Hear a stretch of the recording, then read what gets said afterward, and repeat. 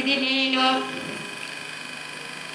ఇది పరిశుద్ధాత్మ, ఇది నా అందం. ఈ అందం అనేది ఇందులోనూ మన అందం, మన అహంకారము, మన గర్వాన్ని తీసేయాలి. ఎప్పుడు గర్వాన్ని మన అహంకారాన్ని ఎప్పుడు తీసామో అప్పుడనేది పరిశుద్ధ దేవుడు వాక్యం అనేది మనది మనకు వస్తుంది. పరిశుద్ధాత్మ అనేది మనకు వస్తాడు.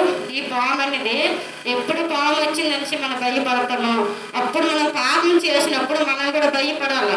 నేను ఈ పాపం చేయకూడదు, దేవుడు నాలోకి రాడనేసి మనం భయపడాలి. ఇది అనేది పంది. ఈ పంది అనేది ఎప్పుడు కూడా కింద చూస్తుంది. ఇప్పుడు ఈ పందిలాగా కూడా మనం ఉండకూడదు, ఎప్పుడు దేవుడి వైపే నువ్వు చూడాలి. ఈ చిన్న సాక్ష్యం దేవుడు దీవించిన కనుక. నా పేరు సాక్షి.